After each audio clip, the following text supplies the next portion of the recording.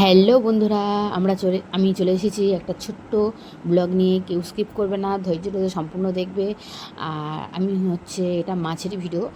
পুকুর থেকে আমাদের টাটকা টাটকা মাছ ধরা হয়েছে। জাপানি পুঁটি মাছ আর মৌটি মাছ কিছু পুকুর থেকে ধরা হয়েছে। সেগুলো মাছগুলো আমি কাটবো। মাছগুলো পাত্রে থেকে সব বের করে নেওয়া হয়েছে। এগুলো সব মৌটি মাছ। মৌটি মাছগুলো খুব বড়, খুব খেতে টেস্টি।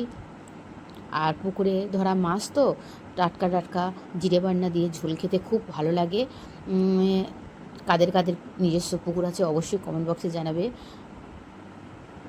মাছগুলো আমি আলাদা করে নিচ্ছি, বড় বড় মাছগুলো আলাদা করছি, আর ছোট ছোট মৌটি মাছগুলো আলাদা করছি। মৌটি মাছের সাইজগুলো বেশ বড় বড়, দেখো এত বড় বড়। এই পুকুর থেকে মাছগুলো ধরা হয়েছে। বড় বড় মাছগুলো আলাদা করে নিচ্ছি। কেউ ভিডিওটা স্কিপ করবে না, দেখলে ভিডিওটা ভালো লাগবে।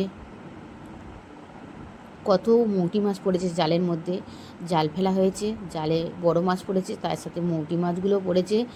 আর দেখো, এটা হচ্ছে জাপানি পুঁটি, খুব টেস্ট, খুব ভালোও লাগে। পুকুর থেকে ধরা টাটকা মাছ, ঝোল খুব ভালো লাগে, জিরে বান্না দিয়ে খেলে ভীষণ ভালো লাগে। আর গাছের পেঁপে আছে, কলা আছে।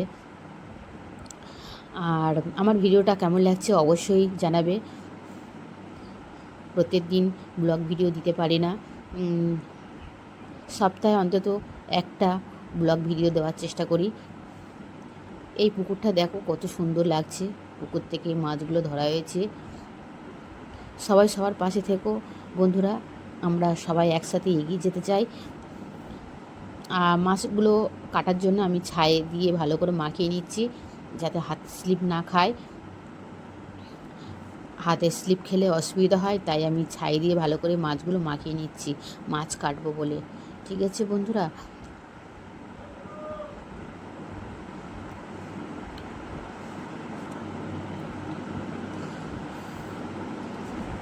হ্যালো বন্ধুরা, দেখো মৌটি মাছগুলো কত বড় সাইজ, দেখো এত বড় বড় সাইজ। সত্যি মানে ঝোল করলেও ভালো লাগবে, টাটকা টাটকা খেতেও অপূর্ব, খুব ভালো লাগে। আমি বাপের বাড়ি গিয়েছি, আর বাপের বাড়ি থেকে পুকুর থেকে যতবার বাপের বাড়ি যাই ততবারই পুকুর থেকে টাটকা টাটকা মাছের ঝোল খেতে খুব ভালো লাগে। তাই বাবা আর মানে দেরি করে না, বাবা পুকুর থেকে মাছ ধরে রাখি আমার জন্যে। আর এই পুকুরে ভালো করে